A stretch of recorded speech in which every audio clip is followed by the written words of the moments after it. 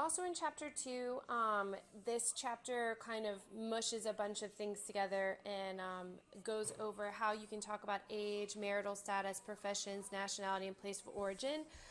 Most of these go with the verb ser. However, when you talk about age in Spanish, they use the verb tener, to have, instead of ser. So if you want to ask someone how old they are, you say, ¿Qué edad tiene usted?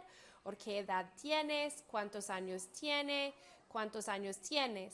You've got tiene for usted and tienes for tú. So you can say edad is age. So what age do you have? What age do you have informal? How many years do you have formal? How many years do you have informal? And when you answer, they have it here, 21 años. You could just simply say the year that you are. Or tengo 21 años, but I am 21 years. You would never say soy 21 años. So let's see if I can get it to right here. Okay, so when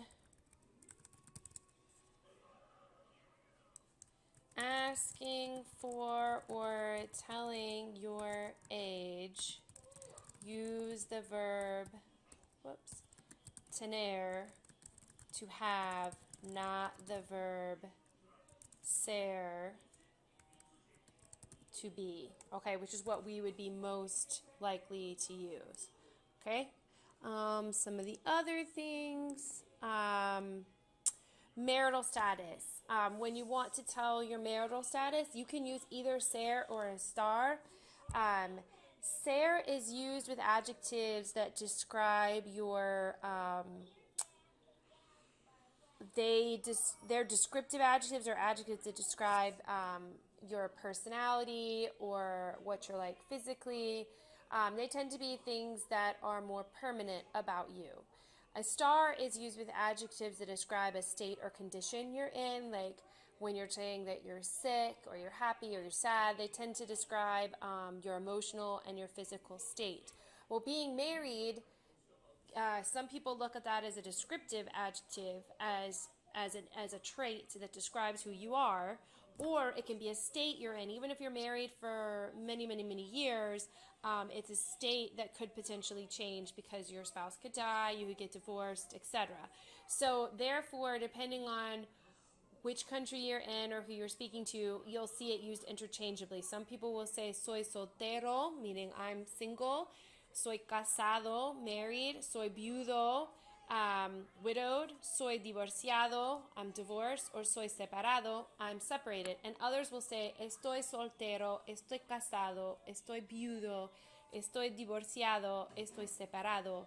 And you have the O/A because if it's a male, he would say soy soltero, but a female would say soy soltera. Or you might say, my friends and I, mis amigas y yo somos solteras. So just remember that these soltero, casado, viudo, divorciado, separado are all adjectives, so they need to agree with the noun that they're describing. When you want to ask someone what their profession is, you could say, ¿A qué se dedica usted? ¿A qué te dedicas? You know, what do you do for a living? ¿Qué haces? What do you do? And you can answer with, trabajo en una empresa de informática. You can say where you work. Trabajo en. Trabajo en una escuela, en una universidad, or trabajo en un restaurante. So you can answer back with trabajo en and list where you work. Or you could say I study, estudio en. And these also sound a lot better because like ¿qué se dedica usted? Or ¿a qué te dedicas? Or ¿qué haces? All of those imply that what you do with your life doesn't have to be a profession. It could be being a student. So estudio en la universidad. Or you can use ser. You don't use a star. A star also means to be, but when you want to say I am, you're going to use ser. And in English, we often, when we say our professions, like I'm a teacher, I'm a lawyer, I'm a doctor, you hear me saying which is our un, una, unos, unas. You don't use that in Spanish. That's the indefinite article. We don't use the indefinite article in Spanish when we talk about professions. We don't say I am an architect. We just say soy arquitecto. But if you modify it, if you want to say I'm a good architect, that's when in Spanish you would use the indefinite article. So if I say soy un buen arquitecto. So if you add an adjective in there to describe what type of architect you are, that's when you need to put the indefinite article. But if you're just saying I'm an architect, I'm a lawyer, I'm a teacher, you leave it out. So if I want to say I'm a teacher, I say soy profesora. Okay, that's it. Let's see here. They tell you here some professions have two forms. So a lot of professions are going to have two forms, like profesor would be for male, profesora for female, vendedora for female, médico, médica, abogado, abogada, presidente, presidenta. But some are the same for both. Periodista is for boy and girl, artista, boy and girl, pianista, boy and girl, cantante, boy and girl. So you would say, for example, that Shakira es cantante. But you would also say Ricky Martin es cantante. Okay, and ayudante is another one that doesn't change. Let's see here. Okay, talking about your nationality and your place of origin, you also use ser when you talk about your nationality and how you can ask somebody where they're from. You could say de donde eres, that's the informal, de donde es usted, that's the formal, and then you can just say either you can give your nationality, like soy chileno, I'm Chilean, or soy de Chile, I'm from Chile, or de Santiago de Chile, de Chile. So you can say, which city you're from. Let's see, but you would always use ser, you don't use a star. And over here, it tells you what I talked about, the profesora, adding the you have to further qualify it in order to use the indefinite article, which is what I just got through telling you. Those adjectives of nationality, they end in, if they end in O, you will get a feminine form, and then you'll make each of those forms plural. I think I already talked about this when I was doing adjectives a little bit. Those that don't end in O do get usually an A added to them, and then you make both of those plural. So if I wanted, Alemán is German, so if I want to say, he is a German man, I'd say es un hombre alemán, and then if it's a woman, she's una mujer alemana, and if I've got two men, they're going to be